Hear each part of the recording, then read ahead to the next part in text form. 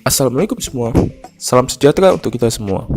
Kami dari kelompok 12 ingin menjelaskan dan mendiskusikan tentang apa yang dimaksud dengan percobaan tindak pidana atau dalam bahasa Belandanya poging, dan bagaimana karakteristik dari percobaan tindak pidana tersebut, dan di pasal berapa percobaan tindak pidana itu diatur.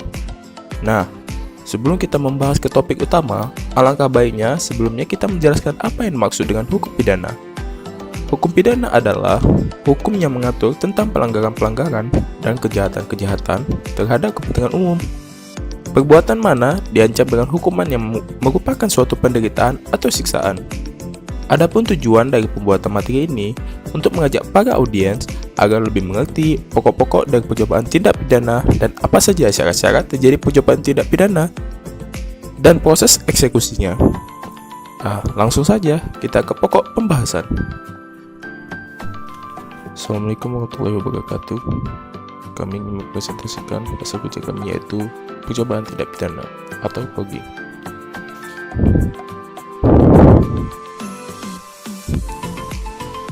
Kita lihat dari gambaran umumnya mengenai pengertian percobaan tindak pidana.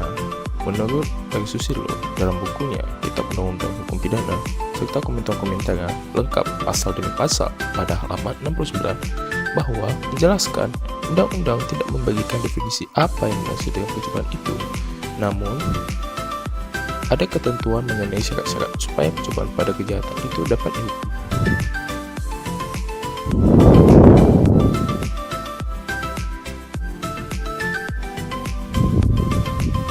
Dan bisa dilihat, adapun syarat-syarat dari percobaan tindak pidana, yaitu menurut pasal 53 Kitab Undang-Undang Hukum Pidana, adanya supaya percobaan pada kejahatan atau pelanggaran tindak dapat dihukum, maka harus memenuhi syarat-syarat sebagai berikut.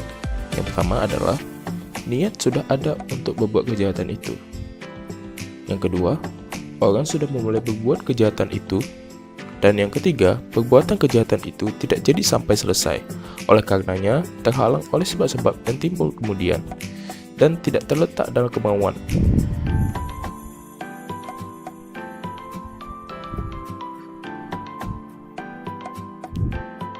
Kemudian kita bisa melihat dari karakteristik poging.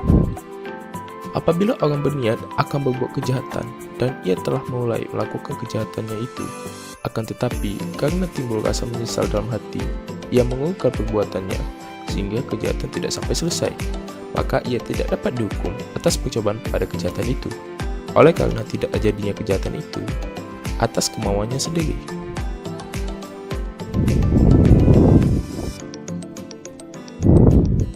Kita lihat pasal tentang poging, yaitu ada pasal 53 KUHP dan pasal 54.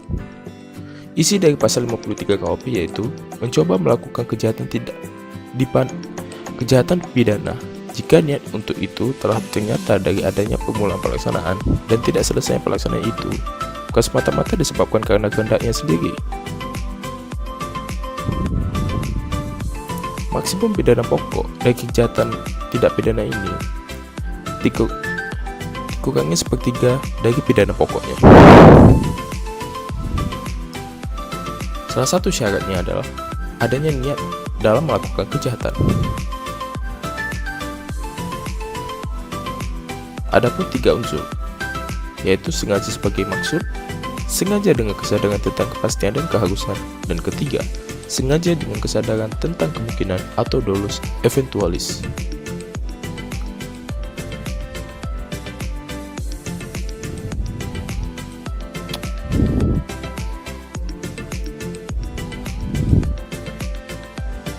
Adapun salah satu contoh dari tindak pidana percobaan yang terjadi di Bali pada tanggal 26 September 2019, yaitu kasus pemerkosaan.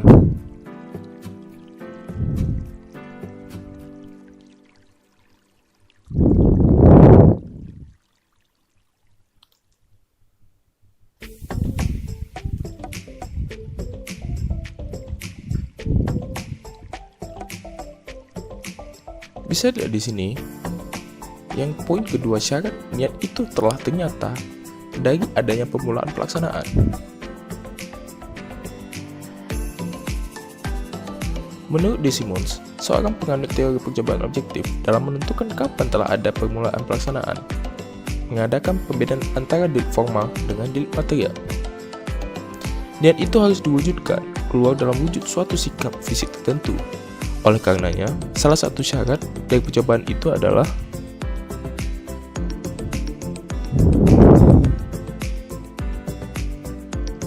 tidak selesainya pelaksanaan menyebabkan perbuatan merupakan suatu percobaan.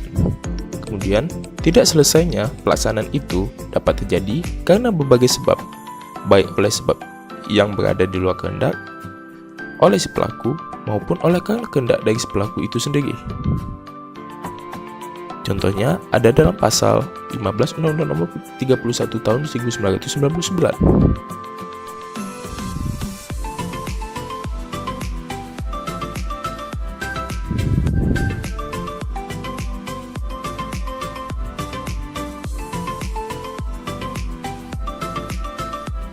Kemudian syarat yang selanjutnya yaitu tidak selesainya pelaksanaan itu bukan semata-mata disebabkan karena kehendaknya sendiri.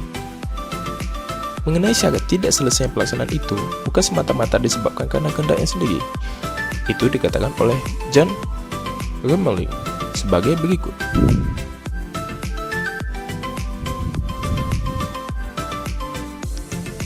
Di sini ada tabel tentang perbedaan teori objektif dan teori subjektif, di mana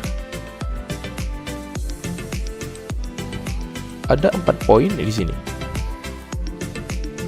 yaitu poin dasar-dasar teori objektif dan teori subjektif.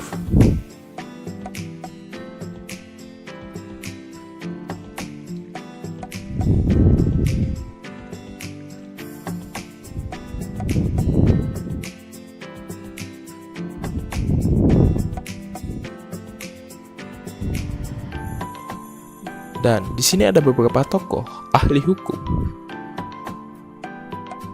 yang memberikan wawasan tentang tindak pidana percobaan ini, yaitu ada salah satu ahli tokoh yaitu Pompey, Van Bemmelen, Dunste, Van Hamel, dan Simons.